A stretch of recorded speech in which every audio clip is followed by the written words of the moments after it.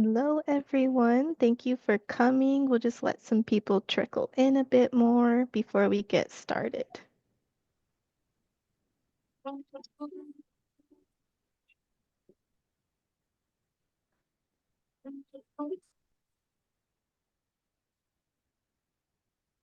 And if you are unmuted, please mute yourself just to be respectful to the speakers during this session.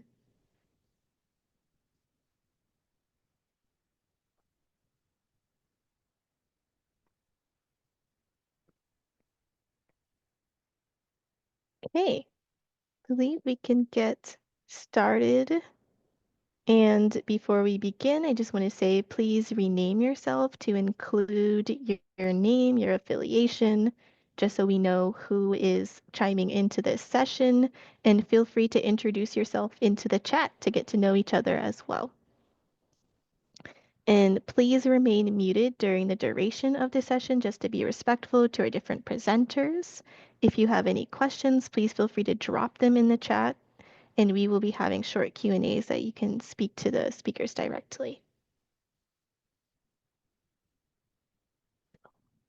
First, I just want to go over some general housekeeping rules. And like I mentioned before, if you have any questions, please drop them in the chat as we will be monitoring them throughout the duration of this session, and they can be brought up during the Q&A, or you can follow up in an email to the different speakers. And please feel free to engage during this session through the chat and during the Q&As, just so that it can be more engaging and fun for everyone to participate. And I will begin with some speaker introductions. And so today, first, we have Lara Hansen from EcoAdapt. She's waving. And she is our executive director at EcoAdapt and also the chief scientist. We have Marta Vicarelli, who's from UMass Amherst, and she will be doing a presentation today on cost effectiveness of nature-based solutions. We also have Doug Mason from Millennium Challenge Corporation, who will be our final presenter today. And as we begin, I wanted to also go over some additional events related to nature-based solutions that people can keep an eye on.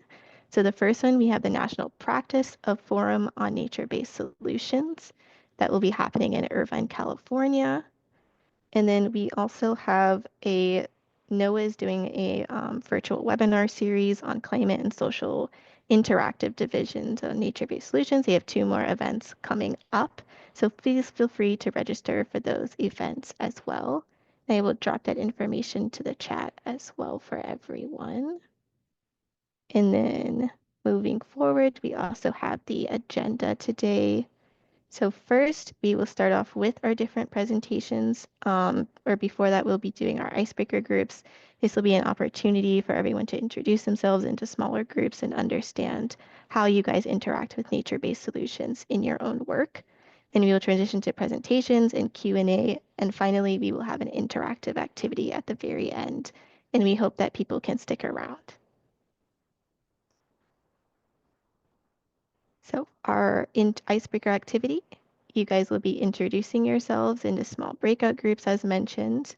So please answer name, where are you from, and where do you work, who do you work with, and how do you employ nature-based solutions in your work? Have you ever done this before? And is there any nature-based solution that you are particularly interested in applying in your work? As people are coming in, we're just going to start a brief poll as an introduction to our presentations. So the question is, do you think there is a need for more evidence that proposed climate adaptation strategies will be effective at achieving the intended outcomes?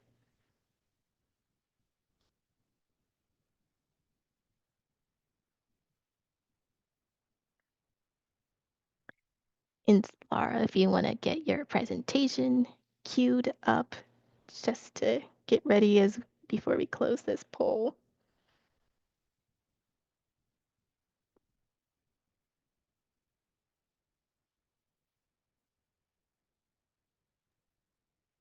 How does that look, Daniela? It looks great. And it looks like the overwhelming majority of you, 64% of you so far, say that yes, there is more need. And Lara Hansen will be discussing this more in her presentation. So I will hand it over to you. Absolutely. Thanks, Daniela. It's so fun to see everyone popping in, so many people that I know, friends and colleagues. So welcome, and thrilled that we have time to chat today as a community Oops. about these issues around um, what is effective climate change adaptation, especially in light of nature-based solutions, which have sort of a twofold promise. Prior to the session starting, the co-presenters were all discussing some other experiences wherein a lot of the terms that we are going to be using during the course of this are sort of not well defined by the field. And the two big ones I'll put out there to sort of think about as we go through this are terms like nature-based solutions. What is a nature-based solution? How do we categorize that? Is it just how they're used for human benefit, or are there nature-based solutions for nature's benefit? And then the other term, which is a hobby horse of mine, is the term resilience, which can mean really whatever anybody wants it to mean. I will tend to use the term adaptation. I see resilience as a subcategory of adaptation. But those are terms that as a community we should spend a little bit more time thinking about. I'm giving this presentation originally. Deb Rudnick, one of the co-authors on this work, was meant to be giving it with me. She's a little under the weather. So the first half of it is me stepping in for Deb. I think I can cover it, but she's standing by to answer questions if I run afoul of the plan. Also on this call is Catherine Braddock, the other co-author of this work. So a couple of years ago, the three of us were sitting around pontificating about adaptation and decided that we wanted to know more about what we know about adaptation's effectiveness. And so we undertook a couple of small projects, and I'm going to share those with you because they have a lot of relevance to nature-based solutions in particular, because the angle we came at this from was from conservation and natural resource management. There we go. So the first question we wanted to know is, do we know what is working? There's a lot of things out there. Is anyone testing whether or not the adaptation actions, including nature-based solutions and a nature-based solution adjacent conservation, is taking that into effect? So we did a literature survey to that end. And then our second question, after we learned the answer to the first one, is how can we improve our knowledge of what is working? That was a little bit of a spoiler alert. You can probably tell where the first answer is going based on that. So we got together a working group to create a guidance framework to inform target audiences, including managers and agencies implementing adaptation strategies, on ways to improve our understanding of what is working and isn't in climate change adaptation practice. There we go. Okay, so the methods that we developed to do this started with using what we called a hierarchy of adaptation efficacy, which I'll talk about in a moment, to assess whether or not the kinds of literature that are out there are telling us anything yet. So we started with two reviews. The first was that oh, I skipped a slide. I was like, this doesn't make any sense. Okay, we started with some work that was done by others, standing on the shoulders of giants. Nicole Heller and Erica Zavalata in 2009 put out a paper that was looking at 22 years of adaptation recommendations. And they came up with what were the most recommended things. And that just means that people say them a lot. It doesn't mean that they're recommended because they work really well. And Erica and Nicole are completely down with that. In 2022, they, along with a group of colleagues, did an update of this. And what it showed was that there really wasn't a lot of change in what was the most recommended activity sets over that more than a decade. There we go. Okay, so we went into the McLaughlin et al. Paper, which included all of the literature from the original Heller and Zavalata, as well as additional literature in the following 14 years. And they had some most frequent recommendations that we are in this list. We have highlighted for you amongst those which of these fall into the space of nature-based solutions, which are used as part of nature-based solutions. So it's a good number of them. And those are part of this literature review we did to look at whether or not there's evidence in this space for adaptation action. It turned out that from the set of papers that were being used in that most recommended assessment, not very many of them were testing adaptation. So we added a whole second set of a targeted literature search where we went in and looked up hundreds of more papers that had these terms, these recommendations, along with terms related to efficacy testing, effectiveness, what have you. And we looked at, are any of these papers testing whether or not the recommended actions achieve the stated goal? And the result we found was not many of them do. So remember, I mentioned that hierarchy of adaptation, and you'll see that that's in the box on the lower left-hand corner. Most of the things fall into the blue section of they did not test the efficacy. They just said, here's a method. We used it. You should use it too. There's a second category, which we don't have any of in this suite, which were that they're just it's general climate informed guidance. Like it's going to get warmer, so you should do this. The second category, the third category, number two, I'm not numbering these very well to help you out, but that's the way they are in the paper, is whether or not they use modeling or conservation testing. So it's modeling with climate or conservation ignorant of climate tested. And you'll see that we saw 55 papers, or 14% of all the papers we surveyed used that as a methodology. One could argue that's really not a very good effectiveness strategy testing, because it's just telling you it works in a model or it works if there isn't climate change. The other two categories are what we were really looking for. Did they monitor the effectiveness after the action was put in place? Or did they actually experimentally test it, comparing control sites to experimental sites where they applied the adaptation strategy?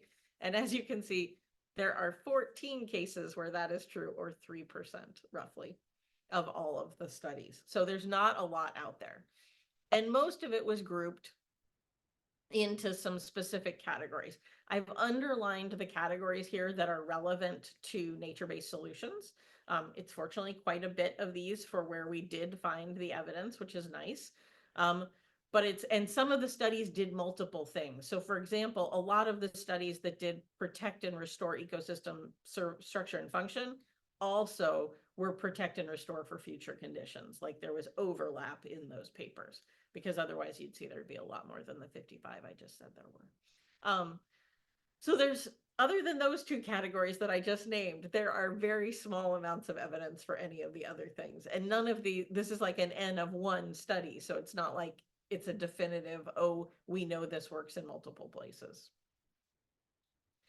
We also looked at whether or not the incidence of adaptation efficacy papers was increasing over time, because that was our hope, is that this is a growing field. But what you'll see is that it sort of went up and then it went back down, and it's never been very much. The number of published studies in the banner year of 2015 was 9. So clearly there's need for us to do more in this space. So what we discovered is that while a lot of the papers that we identified in the literature search contained keywords that seemed like they were relevant to climate change and adaptation, and efficacy testing, the majority of them did not test climate change adaptation actions, which indicates a potential shortage of literature relevant to informing decision making. You can follow that QR code to go to the paper that we published. We'll also post it in relation to this webinar series later. If you are not QR codey, don't worry, you won't be left out. So the evidence is lacking for adaptation efficacy in the conservation and, by association, the nature-based solution literature. So that led us to convene a working group where we developed a framework for efficacy testing. And our goal was to create guidance for integrating effectiveness testing into adaptation practice, both in terms of individual projects, but also field-wide, so we can catch up on learning. And create proposals for fundable projects that will implement that framework and would be easy learning wins. So we created some categories of what are the kinds of conditions whereby you'd be able to identify climate sensitivity and response quickly, Where are there data that are existing, extant data sets that we could take advantage of? So this is the framework. It is fairly simple, but the goal was to get people to think very directly about it. It starts with a conservation goal and a climate vulnerability up in the upper left-hand corner. Someone applies some sort of adaptation strategy, and then you evaluate it by looking at study site metrics, hopefully having some baseline data and some post-strategy data, and then some climate metrics, which could be sea level rise projections, coastal modeling, stream gauges, whatever. Then it asks the very basic question, does the strategy achieve the goal under climate change conditions? And that requires having some sort of interim event that indicates this. All too often, the response that we have heard from people about whether or not they're testing efficacy is that they can't. They just have to wait it out until climate change runs its course and we know whether or not it worked. And that seems like a very bad strategy. So we're looking for nearer term climate indicators that can tell you whether or not the system is responding in the manner you expected. Obviously, then you get a yes or no answer. The strategy is good, the strategy is not good, and then most importantly, we need to start sharing those results. Especially, we need to start sharing negative results. These are not the things that get published particularly well, and they are probably one of the most important things we could be learning and sharing right now to identify where and when strategies do work and where and when they don't. So we're proposing this meta-analysis approach with post hoc testing as a way to scale up efficacy testing knowledge and the evidence base for adaptation quickly. We think adaptation, many people, like I just said before, think adaptation effectiveness requires waiting for a distant climate change impact to occur, but indicators for evaluating conditions and trajectories already exist, and we should start using them. And collaboration can accelerate the field and overcome barriers. So I'm hopeful that the very large number of people on this call today, I think we're up to 179, are all interested in becoming partners in that. Oop, I went ahead too quickly. To that end, we have been working on creating some repurposing over at cakex.org, including that we've now created a dashboard on climate adaptation monitoring, evaluation, and efficacy testing. You can find resources there. We ask you to contribute resources to it. While you're there, you could explore the rest of CAKE if you're not familiar with it. But we're hoping that this can become a real hub for the conversation around climate change adaptation efficacy testing and efficacy knowledge exchange. This would be a great place to share negative results as something that otherwise there's not a lot of opportunity for. And hopefully it's an easier path for folks who are not part of or desire to publish in the peer-reviewed literature or even write a long gray literature report. They could write their own small case study explaining what it is that happened, what they tested, and what they did, and share that with others. So please check that out, cakex.org. Finally, big thanks to my other two co-authors who are here in the background on the webinar today. Huge thanks to the David and Lucille Packard Foundation who funded our ability to do this work on our own and with the working group. Thanks to the authors, the giants whose shoulders we stand upon, Bruce Stein, who spent a lot of time doing some review work for us, now retired from the National Wildlife Federation, and then all the members of the Adaptation Efficacy Testing Working Group, Kim Hall, Helen Fox, James Hansen, Scott Covington, Carolyn Lundquist, Jordan West, Laura Hilberg, and Eric Mielbrecht. Thrilled that they all participated in that. We're now this week putting in a proposal to the NSF for a research collaboration network to continue this work, to build up the content on cakex.org, and to hopefully have 2 convening tracks at the next 2 national adaptation forums on this topic as well. So thanks, everyone. Thank you, Lara. Round of applause. And I just want to interject as people are mentioning different resources that they like that they've been using or work that they've been doing so far in their own professional space. Please feel free to drop them into our Canva whiteboard. There's a whole section dedicated to resource sharing. So you have any papers or reports that you have released recently, feel free to share them. Okay, and as we get ready for our next presentation from Marta, we have another poll. This one, do you think nature-based solutions are cost effective?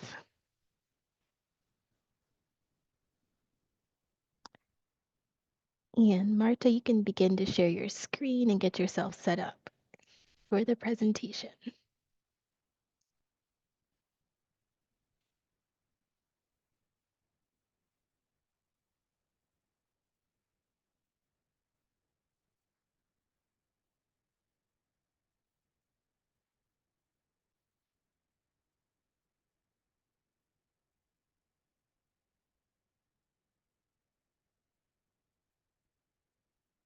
Okay. Well, the poll says 62% of us think that yes, they are cost effective, and 38% say maybe. And someone mentioned in a chat would prefer an additional choice of sometimes. Okay, I will hand it over to you, Marta, to talk more about cost effectiveness.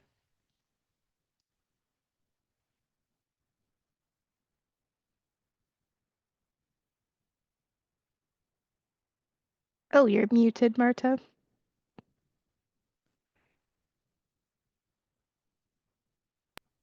Thank you very much for answering the poll, and I hope everybody can see my screen well.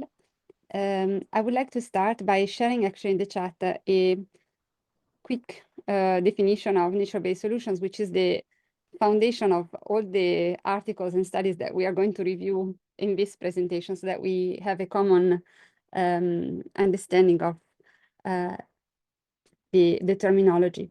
And I'm going to describe it very briefly. I hope you can see it in the chat. So this is the definition, the recent definition of the United Nations Environment Assembly. They formally adopted the definition of nature-based solutions as actions to protect, conserve, restore, sustainably use, and manage different types of ecosystems to address, oh, the chat is moving, to address social, economic, and environmental challenges effectively, adaptively, while simultaneously providing human well-being, ecosystem services, and resilience and biodiversity benefits. I wanted to mention this because as you've seen in the previous presentation, and as you will see in my presentation, there is a challenge in terms of aggregating evidence, and so we need to make sure that we are looking for similar things in order to be on the right track. So I will provide a little overview of the scientific evidence of nature-based solutions. I'm a professor at the University of Massachusetts Amherst, but I also collaborate with the European institutions, and I have here at the bottom left of my screen the Euro-Mediterranean Center for Climate Change Research. Let me go to the next slide. The first question is the question of effectiveness. We have already started exploring this question. Are MBS effective in increasing resilience? This is one of the key questions that has been investigated in the past few years. One significant barrier to address this question is that existing evidence is scattered across disciplines. Nature-based solutions are related to ecosystems. Analyzing ecosystems and their services is an interdisciplinary effort. So evidence is scattered across physical, natural, and social sciences, and is therefore not easily accessible to policymakers and decision makers. But it's also difficult to access for scientists, and so it requires large collaborative efforts. The first study that I wanted to bring to your attention is a 2020 study by Chasson and co-authors that attempted to map the effectiveness of nature-based solutions for climate change adaptation. They reviewed more than 300 studies across the world, and what they found was that most MBS in the studies were reported to have reduced adverse climate impacts, and they also provided significant co-benefits, ecological, social, and climate change mitigation positive outcomes. They also found that MBS were often reported to be as effective or more effective than alternative interventions. You can think about engineering strategies, for example, for addressing climate change or climate impacts. A subsequent study in 2021 looked at the scientific evidence of nature-based solutions for disaster risk reduction. You see here the expression ecosystem-based disaster risk reduction. The terminology related to nature-based solutions includes ecosystem-based disaster risk reduction interventions, and this study was focused entirely on disaster risk reduction interventions. There are also nature-based solutions for climate adaptation, but this study focused on disaster risk reduction. One note is that terminology is tricky but important. Nature-based solutions for adaptation can also be nature-based solutions for disaster risk reduction. However, in this study, the focus was mitigation of hazards. In this study, to which I participated, we reviewed more than 500 peer-reviewed articles published between 2000 and 2019. And among our findings, we found robust evidence that ecosystems reduce disaster risk. And some of the highlights in terms of this effectiveness were nature-based solutions for stabilization of steep mountain slopes, or nature-based solutions for flood mitigation in urban areas. The evidence found in the article also pointed to additional services and functions that ecosystems provide in addition to regulating hazards, or in addition to protective services. Some of these benefits include provisioning services, so providing goods, and contribution to strengthening livelihoods and a reduction in vulnerability, especially for vulnerable groups and underserved populations. With growing evidence for nature-based solutions, we have seen also an increasing support for nature-based solutions that were effectively recognized in major international framework agreements and also national policies. Here on this timeline, I'm just reporting some examples: the Biodiversity Conference, the United Nations Biodiversity Conference, the European Green Deal, publications by the World Bank, the United Nations Environment Assembly, and also publication by the White House. There are, however, gaps in the evidence, some gaps that are found in the review articles that I mentioned before. There is insufficient research in the Global South, and this is ironic because the Global South is being generally more vulnerable to climate impacts. We also find some gaps in assessing the cost effectiveness and other benefits or co-benefits of nature-based solutions. So few studies examine cost effectiveness of the interventions, and very few studies integrate in their assessment broader social and ecological considerations. So we have very limited knowledge about the equity and distribution of these interventions in terms of impacts to the populations affected. What about cost effectiveness? We have limited time, but I wanted to share with you a slide that is a key slide when I present these topics to my students for the first time. When you think about the value of a forest from an economic standpoint, the forest has multiple types of values. It has use values, but also non-use values. It has, for example, direct use value. These are products that we harvest from the forest or recreational use. But there are also indirect use values, for example, soil erosion control, flood protection, and then non-use values, for example, future recreation, but even existence value. So the welfare that we gain from just knowing that the forest exists. Think as an economist for a second. What is easier to measure? The use value. The non-use value is not easy to measure, but this doesn't mean that this value doesn't exist. What I'm showing you here is the challenge that we have in assessing cost effectiveness of nature-based solutions. Some benefits, the ones on the right-hand side, are not easy to value. And that's the challenge that I'm going to present now. In 2024, we published an article on the cost effectiveness of nature-based solutions for reducing disaster risk. This was a very large review study. We screened through more than 19,000 articles, and we created a database that contains articles performing economic assessment of nature-based solutions for disaster risk reduction. This map shows the observations. The dots are the observations associated with our studies.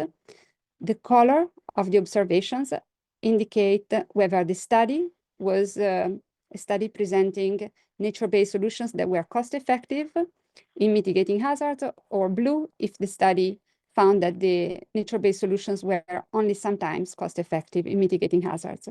We didn't find any study that found that nature-based solutions were not cost-effective in mitigating hazards. The same information that you saw in the map is presented in this graphical form. Yellow means, yes, cost-effective in mitigating hazard. 71% of our studies found that nature-based solutions are cost-effective. And as I said, 24%, like a subset, actually, sorry, a smaller percentage found that they were only sometimes able to mitigate hazards. We also tried to determine whether studies compared nature-based solutions and engineering-based solutions. We found that only 39% of studies performed this type of comparison. And of these 39% of studies, 65% found that nature-based solutions are more cost-effective than engineering-based solutions. And 26% of studies found that nature-based solutions are sometimes more cost-effective than engineering-based solutions. This result is not surprising because nature-based solutions provide so many co-benefits, which are some of the things that I mentioned before with the different types of values of a forest. However, because of the challenges in evaluation, the benefits and co-benefits are understudied and usually underestimated. This was one of the findings of our article. Think about biodiversity, for example. Only 48% of the studies in our article reported that nature-based solutions contributed to biodiversity benefits, which is surprising because that should be the default in those interventions. And very few studies attempted to measure the benefits to biodiversity, and even less attempted to evaluate monetarily the benefits to biodiversity. However, this is an important point because nature-based solutions should always be grounded in sound biodiversity science in order to be useful to society and to the environment. Last observations, we looked at the property rights structure and the financing sources of the nature-based solutions interventions analyzed in our articles in the review. And on the left-hand side, you see property rights. On the right-hand side, the sources of finance. The color coding indicates public in dark blue, teal is private, yellow is mixed. So what you see is on the left-hand side, the predominance of yellow. Property rights are mixed. There is a mixed management of private and public in terms of nature-based solutions, resource management. And on the right-hand side, you see, however, that the color dominating is blue, meaning that the source of financing is primarily public sector. This could be a constraint in terms of scaling up nature-based solutions due to limited funds. And we are going to the conclusion. So in summary, there is a high to very high degree of confidence that nature-based solutions are effective in addressing climate change and disaster risk. They are cost-effective in mitigating hazards. We also found that nature ecosystem conservation is more efficient than restoration because it provides protection at a lower cost. And we emphasize that nature-based solutions should be grounded in sound biodiversity science. But we also highlighted that benefits are understudied, and when they are measured, they are often underestimated. Despite possible limitations, I want to conclude saying that nature-based solutions emerge as a very important instrument to help mitigate the biodiversity and climate crisis. And this is the end of my presentation. I wanted to mention that I'd be very happy to connect with you and share the PDF of the articles if you don't have access to those journals online. And you can also connect with me on LinkedIn and I will send them to you. I will put my LinkedIn in the chat. Thank you. Okay, thank you, Marta. Round of applause. And we will begin our very brief Q&A section. So one question that came through the chat, and this is for both Lara and Marta. The few ecological studies I've seen that do any evaluation talk about things like species maintenance. Where are the studies that look at human involvement in changes as a potential outcome? Well, I can say that in the papers we were looking at, we were not looking at human community outcomes. However, we are now doing a partner literature review to the one we did focused on conservation. And in that one, we are looking at human community adaptation actions and outcomes.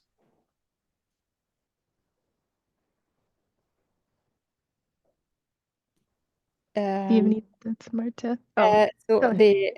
I just wanted to mention that all the studies that we looked at are studies where there is always a human component. Those are nature-based solutions for disaster risk reduction. And so there is always a human dimension in the interventions, in the planning, in the implementation of the interventions. And as colleagues in the field in the past told me, there is no conservation without humans. And so I think that that was an important component in the framework of analysis. I don't know if I'm answering the question though. That's okay. No, Doug, if you want to start teeing up your presentation. And if you guys have more questions for Lara and Marta, please feel free to put it in the chat and they can answer them individually. Okay, I will hand the microphone over to you, Doug. Good afternoon. Can you hear me? Yes, I can hear you just fine. Hi, well, I'm Doug Mason. I work at the Millennium Challenge Corporation. Despite the strange name, it's actually a federal agency that works on reducing poverty in developing countries. We work a lot on infrastructure, and our interest in part is to incorporate both green and gray infrastructure. All of that said, I'd like to talk to you a little bit about some work we did last year when I was working at the White House. It's an attempt to synthesize some of the work that you've just heard and kind of bring it into an overall framework, and I'll offer a few recommendations on where we might go forward, and really look forward to your feedback because this is intended to be a conversation starter. So I think we're all quite clear, but the risks to both people and infrastructure are increasing, and that's what's motivated us to look at this closely. There are many measures. One of them that many of you have probably heard is the billion-dollar disasters, which have grown from about once every 4 months to once every 2 weeks on average from 80 to 2023. And as we watch the news right now in Los Angeles, we can imagine that those figures can continue to increase. So these are really large economic impacts and personal impacts, and we're seeking the best way to address them using a combination sometimes of built and natural infrastructure. So we wanted to better understand that. So what we tried to do was to look for the union of two sources of information. One is the academic literature. So we wanted to build on some of the very same studies that Lara and Marta and others have highlighted today, and working with many of you to both look at what the literature tells us, but then also engage practitioners, people that put projects into the ground, and then see where those perspectives either align or don't. So we had a process last year to do that. I won't go into the details of the literature review, but basically we were looking at a group of nature-based solutions and how effective they could potentially be in reducing hazard or providing a benefit. And we had a parallel process to look at the academic literature and then one to look at practitioners. And we brought people together then to look for a union of those two. Because sometimes, as you know, it could take some time to do a great, well-researched, well-funded study and then get it published. So we think sometimes there can be learning that's happening even faster by practitioners that are putting these projects into play day in, day out, particularly if they're doing the kind of monitoring and evaluation that Lara was referring to. So I'm going to briefly talk about sort of 8 general findings and then jump into a little of the specifics and briefly highlight some places where we might go. And I think these are going to reinforce, I hope, some of the messages you've heard before. So building on what Marta just mentioned, that nature-based solutions can be cost-effective in mitigating hazards and providing other environmental benefits. I'll get into the methodology a little bit later, but we categorize the relative potential impact of a group of nature-based solutions as from nil to very strong. And we found there was a nature-based solution for the hazards as well as the benefits they were seeking. Nature-based solutions also can be, we believe, more effective than gray and green infrastructure, but particularly for low intensity hazards. That's going to be important because again, it's all about potential here, because we all know that adaptation is always local. Local conditions matter. We can't say that any one particular intervention is going to work, but we can say where there's potential. And so the general research and experience we found is that particularly for these low intensity hazards, they can be effective and sometimes more cost effective. And that makes the return on investment relatively high, building on what Marta just shared with us. Now, as you all know, they can also be applied at a huge range of scales, from very small interventions to landscape. Now, clearly, the magnitude of those impacts is going to vary, where the smaller ones are more constrained and the larger ones obviously are going to be more expansive. There is relatively limited understanding of how to scale up, but clearly decision makers in any one particular context have to balance a lot of things. We know in urban areas, for example, there's only so much space available, and nature-based solutions, they might be more effective with more space, but sometimes that's just not physically possible. So that's where these different challenges have to be weighed. I think both Lara and Marta touched on this, but one opportunity and challenge of these nature-based solutions is just the diversity of benefits that they provide. Conventional infrastructure tends to be purpose-specific and have a more narrowly well-defined function. Nature-based solutions are different because they can often have a broader function. Now, one thing we're hearing is if you're going to use a natural solution, to address a hazard, it has to be really good at addressing that hazard. The fact that it has a diversity of benefits is not that interesting if it doesn't do the primary job for which you're trying to deploy it. But if that is the case, then it has all these other benefits. And as Marta was mentioning, they're not often valued. So a full benefit cost analysis that incorporated more of these values would probably tip some opportunities in the favor of nature-based solutions, but we don't always do that. Those ecosystem services are not always monetized. Sorry. Another interesting element of this is it could be that there are opportunities where the diversity of benefits actually helps these solutions be more sustainable. And we can talk about that, because for many people, sometimes the benefit they most value from a nature-based solution may not be the primary function. For example, you may build a park as a water retention area, but the people that live next to it might like that, but they may also really benefit from the recreational opportunities, the health benefits, et cetera. So the diversity of benefits can both increase the overall value and potentially contribute to sustainability. Now, I mentioned before that the intensity of the hazard matters. The emerging evidence we've seen is that for higher intensity hazards, it can be more effective to have a hybrid solution, one that combines built and natural elements. And in fact, many nature-based solutions do. Even if you're building a living shoreline, you might have a geotextile underneath that helps facilitate the development of that living layer on top. So in this case, where there's more higher hazards, nature-based solutions and conventional infrastructure can complement each other in the way they perform. And that can be virtuous. And it can also lead to a lower cost for a particular degree of protection. We shared this recently, Marta and I, at the AJU meeting, and a colleague from MIT came up and talked about some interesting work they've done, where if you're working on coastal protection, if you include the nature-based element to that, it can buy down the amount of conventional infrastructure you need to do, and therefore reduce the overall cost while still providing the same amount of benefit. So these are the kind of calculations and trade-offs which I think we need to do.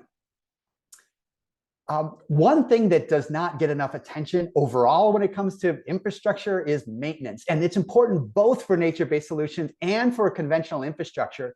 It's just different.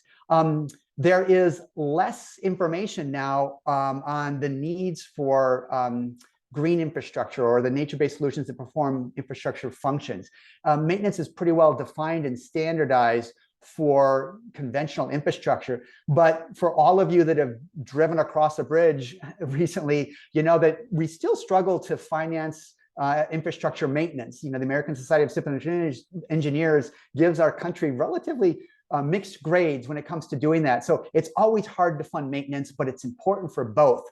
Now, there is some evidence that conventional infrastructure can kind of require continuous maintenance and repair, especially when designed poorly or when you don't consider the impact of natural forces. And nature-based solutions can harness those same forces. So, and if gray infrastructure requires repairs, that tends to be costly. So a related conclusion is, over time, nature-based solutions may be less expensive to maintain than conventional infrastructure, because some nature-based solutions may have potential for self-repair.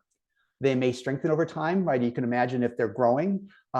They may be able to adapt, like you can imagine if there's space, a marsh may adapt to rising sea level.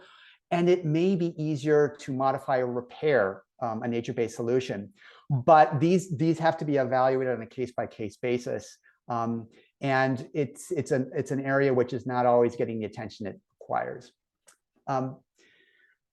Another finding is that nature-based solutions are most cost-effective when you're able to retain what's already there. If you're going to restore nature-based solutions, if the mangroves are no longer there, you need to grow them from scratch. That may be necessary, but it is more costly. It requires a longer time period before that feature isn't providing those functions, and it may not provide all the original functions that the mangroves had before they were cut down. So restoration is important, but it tends to be most cost-effective if you're able to maintain or enhance nature-based solutions that are already there. The next slide I'm going to show you is a more detailed slide of the different nature-based solutions we looked at.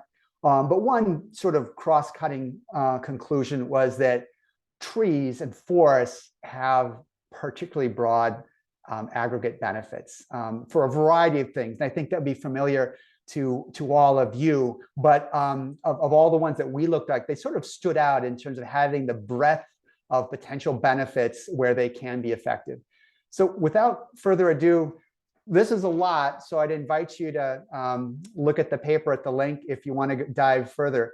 But this is a summary of our more detailed findings. I'm going to very quickly walk through it. So what you're seeing here is sort of like a heat map where the nature-based solutions that we looked at are rows.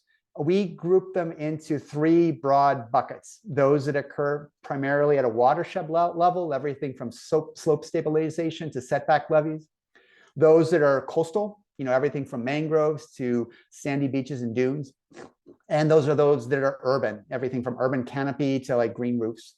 Now, granted, these are overlapping, right? You can have an urban area along a coast, but just for the purposes of evaluation, we use these buckets. The columns then are either hazards that we were seeking to reduce or benefits that we were seeking from a nature-based solution. So the hazards range from pluvial flooding to extreme heat.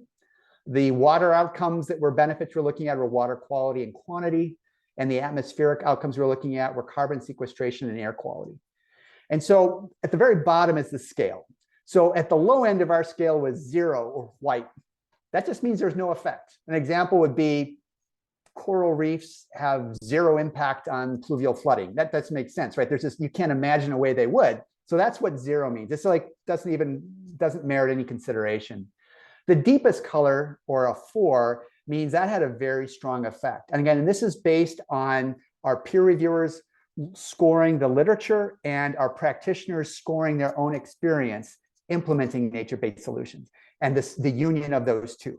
And so an example of a 4, for example, would be in urban areas, bioretention areas and rain gardens and bioswales, under the right conditions, can be quite effective in reducing the risk of pluvial flooding. That's what a 4 means.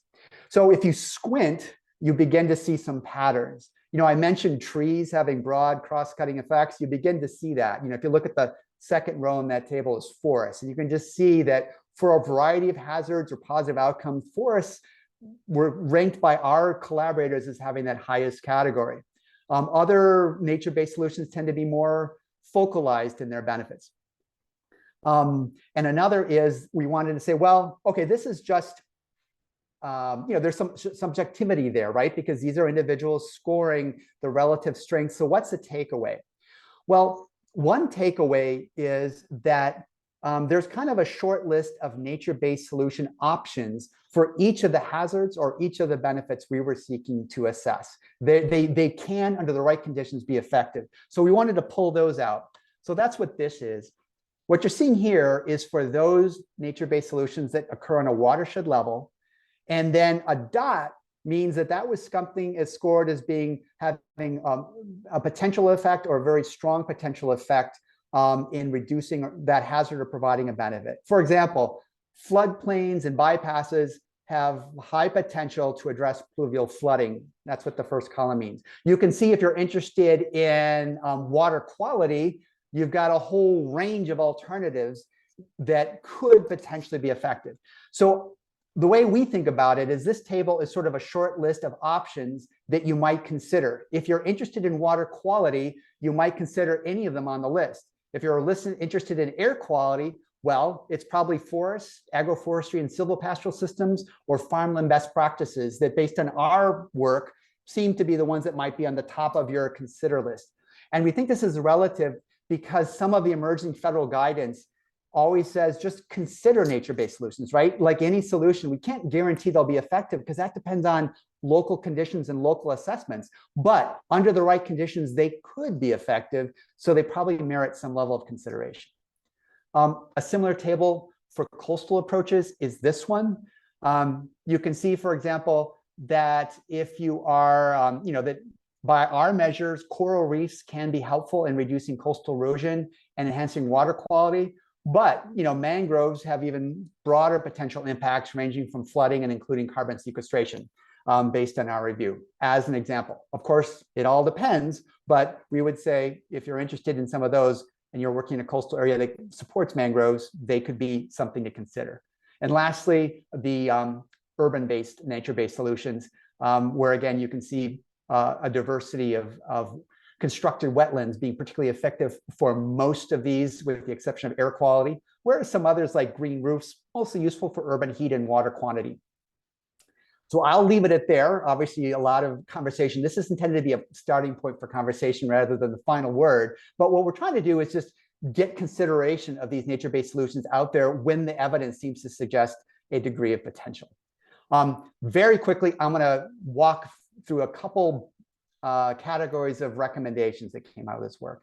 The two broad categories are systematically considering nature-based solutions and then also accelerating research, innovation, and adaptive learning.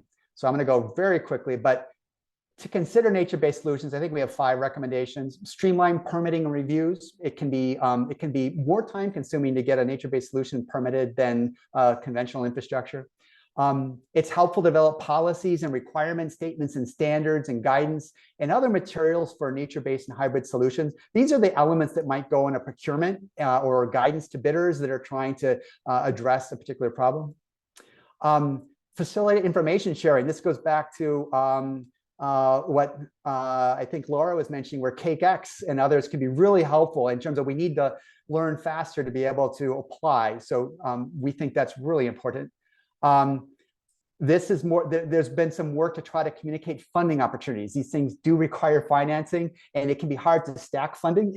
Some of you on this call probably live this world even more intensely than myself, but being aware of how to fund these things is key. So having clear communication around that, and then building capacity institutionally and individually in those organizations, those frontline organizations that would do the work.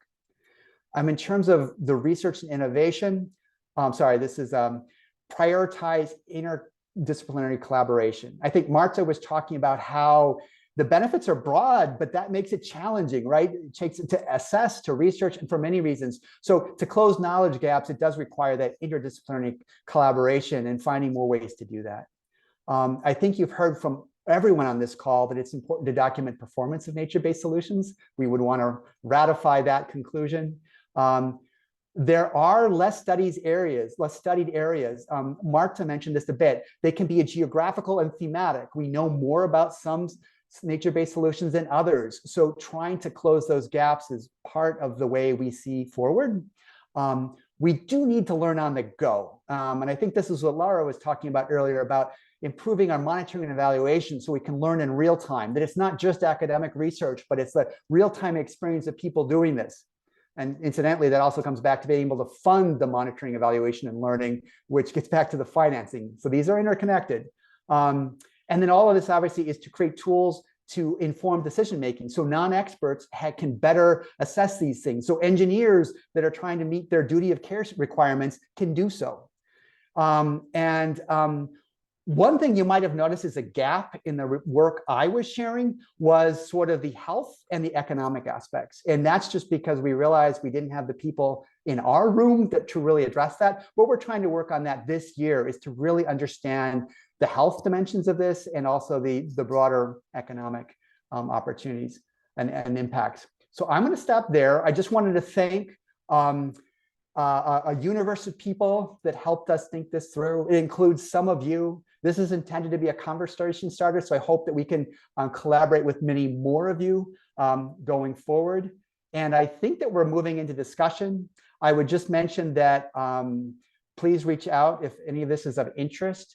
Where I work, one thing we'll be doing this coming year is working with the American Society of Civil Engineers to come up with an engineering manual of practice. So from an engineering perspective, it's easier to integrate nature-based solutions into infrastructure planning. And there's been some work done. We're going to try to fill some gaps. So if that relates closely to what you do, happy to hear from you, because we're trying to build a community of practice around this, very much supporting the kind of thing that our EcoAdapt team has been doing for some time. So thank you. Okay, thank you, Doug. Round of applause for your presentation. And one question came through the chat for you, Doug. How much of these insurable losses are a function of population density and development in the wrong places rather than climate change? Yeah, I don't know if those of you in EcoAdapt have like a separate session plan on insurance, but I would definitely go to that one because it's a huge issue. I'm not an insurance expert, but what I've read from Swiss Re is that up until now, or up until relatively recently, a lot of the costs have been associated with more infrastructure and more people in harm's way. It's just that these areas are more densely populated, there's more assets at risk, but everybody understands that the risks associated with climate change are increasing and will continue to increase. So my understanding is that climate change is already a factor, but it's going to become an even bigger factor going forward with that the confluence of more people and structures in harm's way, plus the impacts of climate change. Those two together is going to drive costs higher, is my understanding. Thank you for that response. And I see we have another question that came in the chat from Hillary for oh, sorry, Lara, did you want to insert something? I just wanted to add to what Doug said. If anyone wants to submit sessions to the National Adaptation Forum on insurance, please do. We're always trying to get more discussion around that going because it's incredibly important to not over believe that insurance will solve all our problems. That's what I think is important. And currently we rely on it a lot with that belief. That's a really great plug. And the chat keeps changing. Okay, so someone had mentioned, curious if anyone on the panel has thoughts on what other next questions or tools developers, designers, and or policymakers really need answered or created to help mainstream nature-based solutions.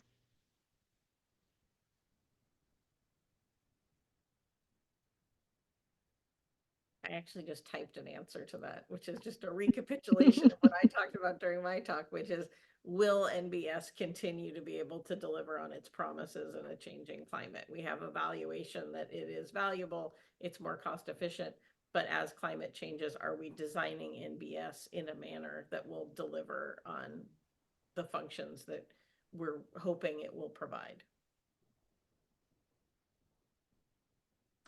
And as I mentioned, this is maybe just also reiterating something I said, but we think that we really need to work closely with the engineering community, because oftentimes if nature-based solutions are providing an engineering function, at the end of the day, it's going to be an engineer who has to sign on something saying, this solution will work. I'm going to put my name on the line to say, I'm not an engineer, but if I were, I would say, Doug Mason, certify that what I am recommending is consistent with good practice and what my peers would do, and it's going to work. Particularly if we're going to, people are in harm's way, we want to have confidence that we're serving them well. And so I think continued collaboration closely with engineers and asking the same questions of them as we continue to provide the evidence and the decision support that would make it easier to understand the right combination of conventional and green infrastructure for a certain challenge.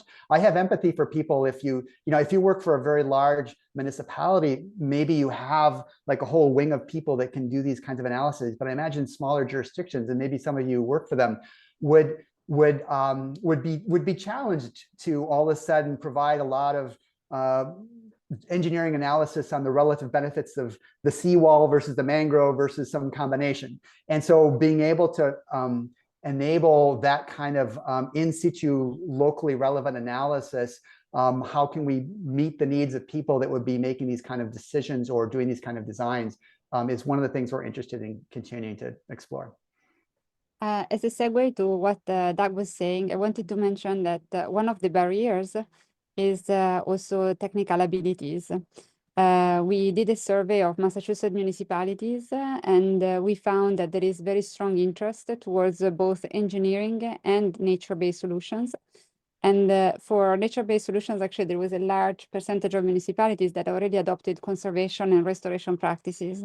But they also indicated that one of the challenges to develop resilience strategies in general is climate literacy and technical abilities, technical skills to plan, design, and implement strategies at the municipal level. So one of the things that we can think about moving forward is developing a green workforce, which is not a temporary job, but creating new professions that would allow the development of this type of strategies and practices.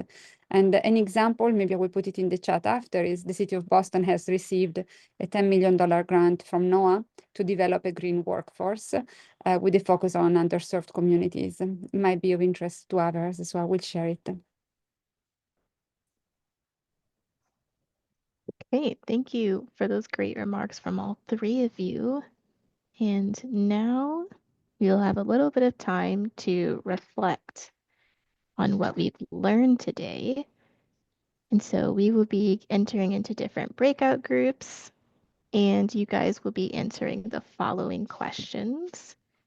So after hearing today's presentations, are there particular nature-based solution strategies that you think we should prioritize generating more evidence for? The second one will be, what are your ideas for generating more evidence to support nature-based solution planning and implementation? And the last one will be, what are some barriers you are aware of through your experiences? And we do encourage you guys, while you guys enter your breakout rooms, and if you guys end up talking about some really big takeaways, please put them in the chat just so that the presenters can also see after the session what you guys were discussing in your different breakout rooms. Welcome back, everyone. Hopefully you guys had a good opportunity to discuss some reflections and takeaways from today's session. And so we will begin the conclusion of our event. And before I do so, I wanted to plug one more time just additional events that are happening in the NBS space that might be of interest to you in the next coming months. So the first one, we have the National Practice on Nature-Based Forum on Nature-Based Solutions. They'll be happening in Irvine, California in early February. We also, once again, have the NOAA webinar series on nature-based solutions. We have 2 sessions happening at the end of January and in mid-February. So please sign up for them, guys, so that we can continue having this conversation around nature-based solutions and keep propelling this work forward. And just want to say thank you to all of you guys for attending our session. And once again, thank you to all of our speakers who prepared their presentations to share their work that they've been doing in this space. And for everyone who registered for this event and are on this call, a recording of the event with some follow-up from the resources that were shared in the Canva board during the session. They will be sent out in a couple of days in a follow-up email.